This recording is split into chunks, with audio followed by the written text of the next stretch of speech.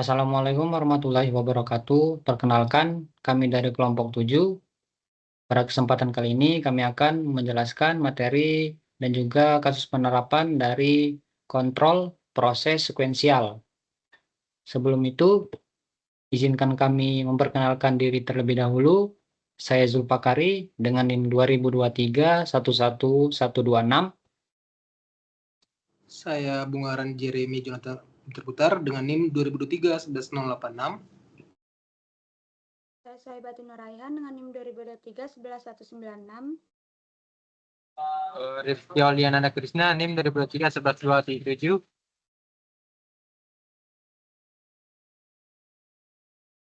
Baiklah, untuk materi selanjutnya akan dipaparkan oleh teman saya. Baik, di sini saya akan menjelaskan apa itu kontrol proses sekuensial. Kontrol proses sekuensial adalah bentuk pengendalian industri yang menjalankan suatu sistem berdasarkan urutan langkah yang sudah ditentukan. Setiap langkah dalam urutan akan dieksekusi jika kondisi tertentu terpenuhi, seperti input sensor, status aktuator, atau sinyal dari time atau counter. Dengan kata lain, kontrol sekuensial menekankan urutan kerja logis atau event-driven logic dibandingkan perhitungan kontinu seperti pada kontrol PID. Menurut Dermawan, dalam jurnal otomasi industri, kontrol sekuensial digunakan ketika suatu proses memiliki ketergantungan antara langkah dan hanya dapat berjalan apabila langkah sebelumnya selesai. Hal ini umum pada mesin otomatis seperti packaging, konveyor, robotika, dan sistem pengisian. Secara umum, kontrol sekuensial diprogram menggunakan PLC, microcontroller, atau sistem kendali berbasis komputer melalui diagram ladder, sequential function, flowchart, atau state diagram. Next.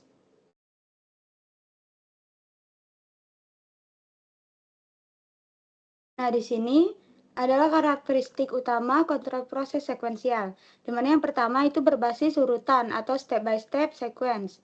Proses ini dikendalikan melalui serangkaian langkah yang dieksekusi satu persatu. Kemudian yang kedua ada event-driven atau dipicu oleh kejadian. Transisi antar langkah ditentukan oleh sensor aktif, timer selesai, perintah operator, kondisi sistem tertentu. Kemudian yang ketiga dia menggunakan logika diskrit atau on-off, di mana berada dari kontrol kontinu. Kontrol sekuensial ini mayoritas memakai sinyal biner. Terus yang keempat ada deterministik, di mana setiap langkah memiliki hasil yang sudah ditentukan berdasarkan logika yang dibuat. Kemudian terakhir itu memerlukan interlock atau safety logic untuk mencegah kondisi berbahaya atau langkah dijalankan sebelum waktunya.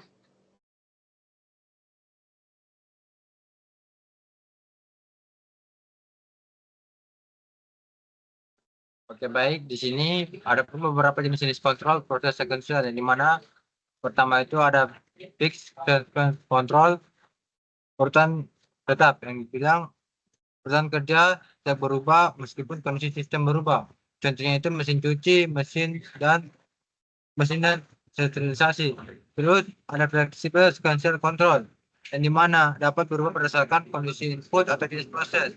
Salah satu contohnya itu robot pemindah barang yang mengikuti posisi objek. Dilanjut ada open loop sequential control, yang dimana tidak memakai feedback sensor, namun langkah bergantung dengan waktu. Salah satu contohnya itu adalah open dengan timer dan conveyor turun. Dan adapun closed loop sequential control yang menggunakan feedback sensor untuk mengeksekusi langkah. Salah satu contohnya itu adalah silinder pneumatik yang hanya bergerak jika sensor posisi on. Salah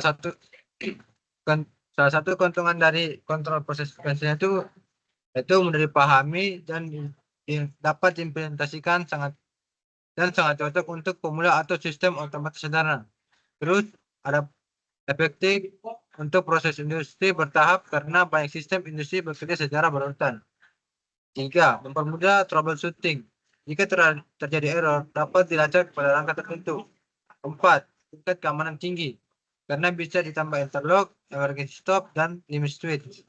Terus sangat fleksibel, dapat diterapkan pada PLC, microcontroller, dan SCADA. Dan kekurangannya pertama itu rentan deadlock atau salah urutan. Yang mana jika logika transisi salah sistem dapat berhenti atau loop. Kedua, perlu perancangan safety yang cermat, yang dimana semisal silinder bergerak sebelum pintu tertutup akan berbahaya. Ketiga, tidak cocok untuk kontrol kontinu, yang dimana tidak dapat menggantikan PID untuk mengontrol kecepatan atau suhu. 4. Kompleksitas bertambah pada sistem besar, di mana semakin banyak langkah, semakin rumit flowchart dan local leader. Terakhir, bergantung pada keadaan sensor. Jika sensor rusak, maka urutan akan gagal total.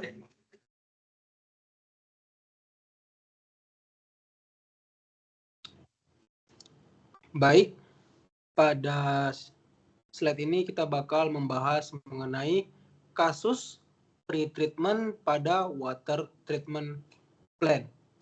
Nah, kasus pada proses pretreatment di industri seperti industri farmasi, makanan dan minuman, pembangkit listrik, hingga industri kimia adalah bahwa proses pengolahan airnya itu berjalan secara berurutan dan saling bergantung.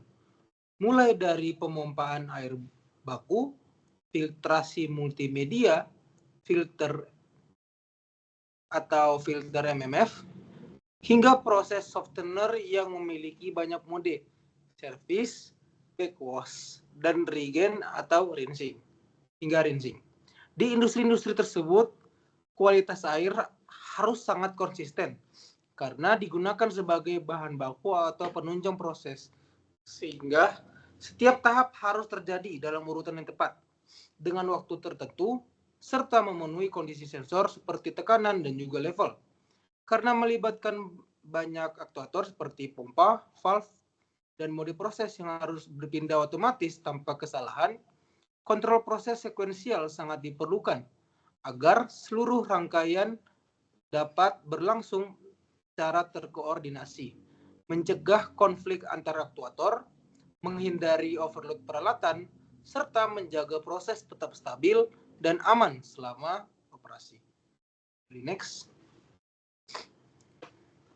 Adapun solusi kasus pretreatment pada water treatment plant, solusi dari permasalahan tersebut adalah menerapkan sistem kontrol proses sekuensial berbasis PLC yang mampu mengatur seluruh rangkaian kerja pompa, valve, dan mode proses secara otomatis sesuai urutan yang benar.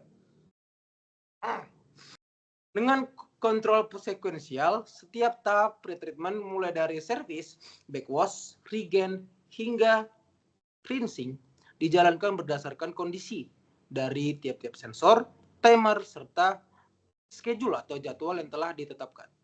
Sehingga perpindahan antar tiap proses tadi mulai dari service, backwash, regen, hingga rinsing dapat berlangsung secara aman dan juga konsisten.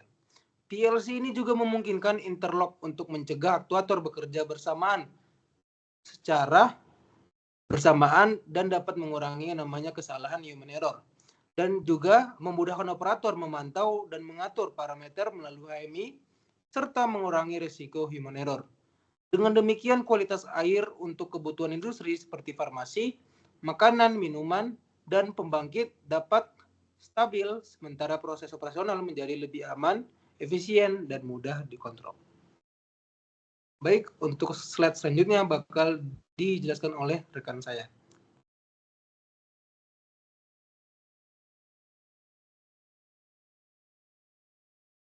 Baiklah, untuk slide kali ini kita akan menjelaskan blok diagram pada kasus pre-treatment pada water treatment plant. Yang mana di sini terdapat input yang menjadi set point atau acuan, kemudian HMI. Di sini kita gunakan untuk memantau sekaligus mengontrol setiap proses yang terjadi. Kemudian di sini terdapat pengendali, yang mana kita menggunakan PLC untuk mengendalikan semua proses yang terjadi.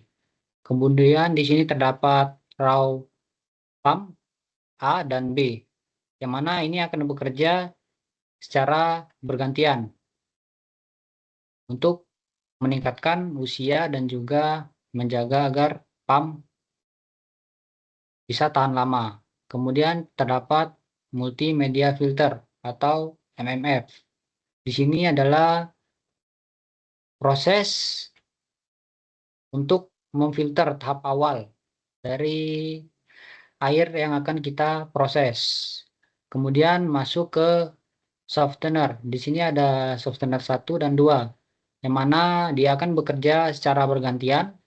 Untuk satu juga sebagai digunakan untuk cadangan, yang mana pada softener ini akan dilakukannya proses filter lebih lanjut.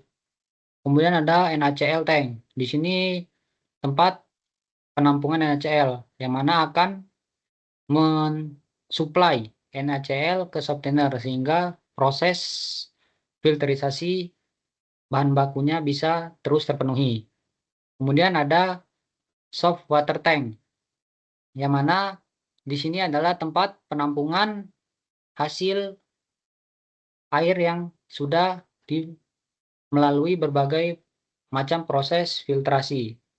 Nah, dan terakhir output sebagai keluaran, dan di sini terdapat sensor untuk memantau semua proses yang berlaku dan juga digunakan sebagai feedback.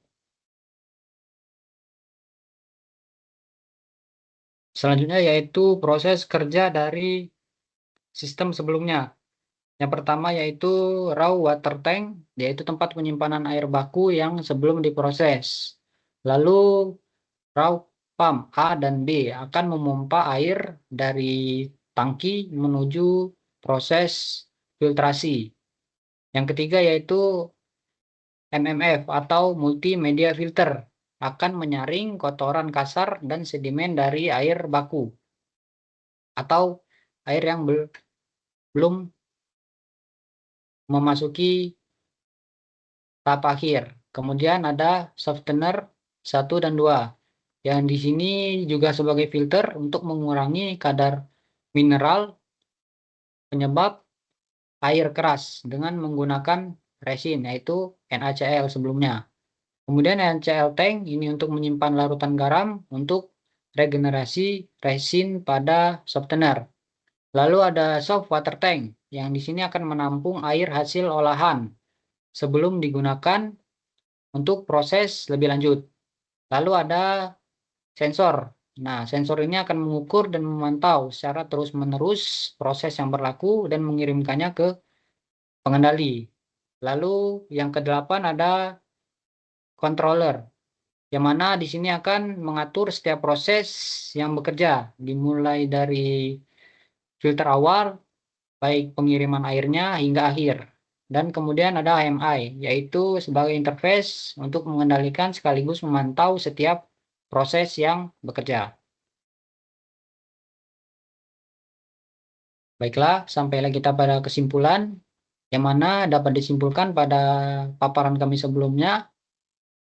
Kontrol proses sekuensial merupakan metode pengendali industri yang beroperasi berdasarkan urutan langkah logis atau step by step yang dieksekusi ketika kondisi tertentu, seperti input sensor ataupun timer terpenuhi, menjadikannya berbeda dari pengendali kontinu karena menekankan pada logika kejadian atau event driven, yang mana sistem ini bersifat deterministik dan sangat efektif untuk menangani proses yang memiliki ketergantungan antar tahap, yang mana menawarkan keuntungan berupa kemudahan troubleshooting, fleksibilitas implementasi pada PLC, serta tingkat keamanan yang tinggi melalui penggunaan interlock meskipun memiliki tantangan seperti deadlock jika logika transisi salah dalam